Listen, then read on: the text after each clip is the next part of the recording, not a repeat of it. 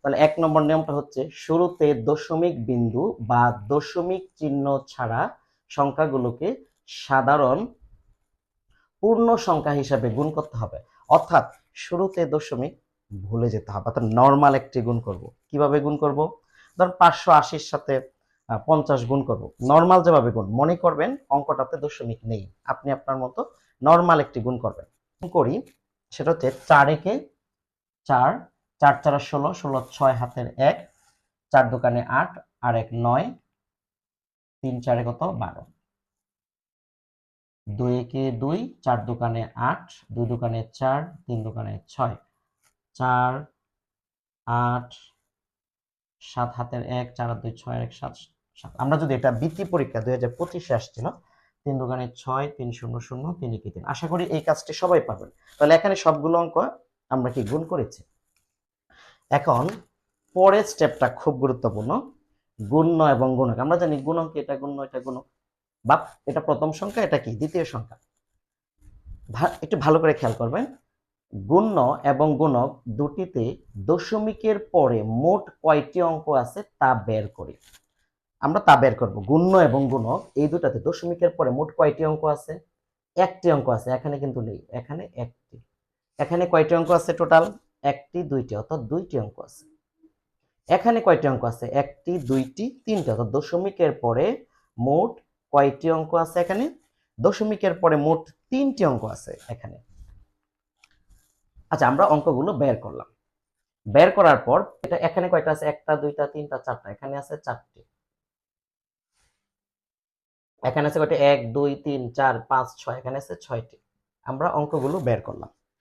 এরপর দেখেন সেকেন্ড স্টেপটা কি, কয়টি অঙ্ক আছে তা বের করলাম। তা বের করলাম ডান দিক থেকে।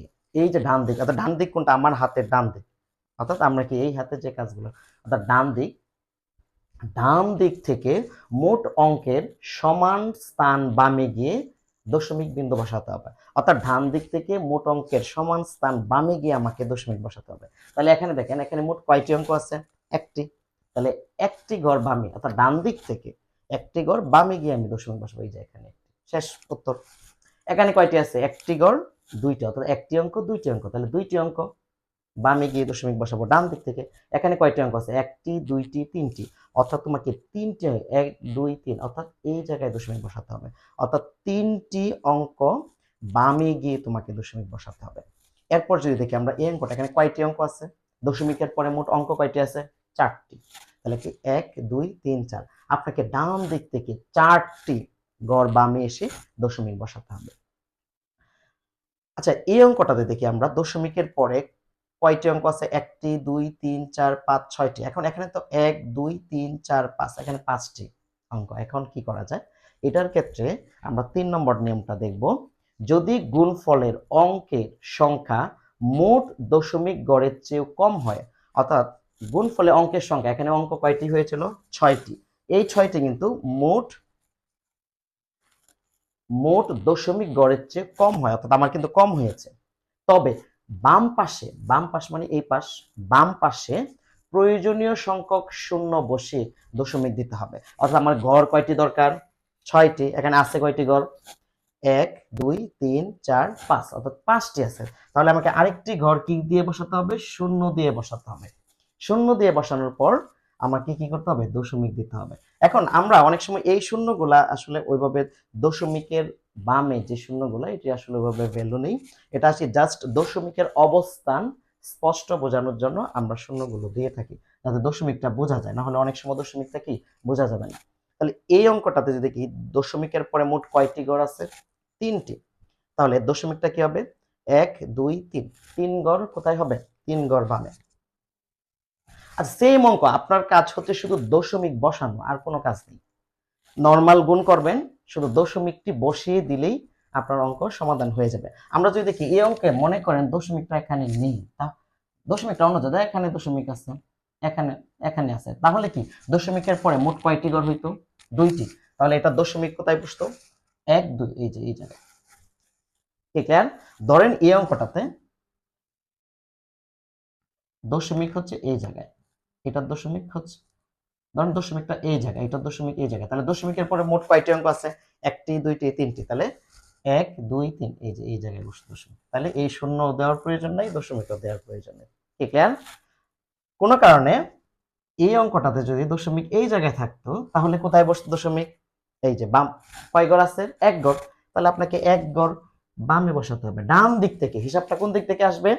ডান দিক থেকে এক ঘর কোথায় বসাতে হবে? বামে। আমরা যদি এই অঙ্কটা যদি একটু খেয়াল করি, দেখেন এখানে যদি দশমিক এখানে নেই, ধরুন দশমিক আছে এই জায়গায়, এখানে আছে এই জায়গায়, তাহলে দেখেন তো দশমিকের পরে কয় ঘর? 1 2 3 4 5। আমার ঘর কয়টা আছে? একটা, দুইটা, তিনটা, চারটা। আমার কিন্তু আরো ঘর প্রয়োজন, কয়টা? 5টা। এই যে এখানে শূন্য দিবেন, যে এখানে দশমিক, এই দশমিকের অবস্থান বোঝানোর জন্য এখানে একটা শূন্য দিতে হবে।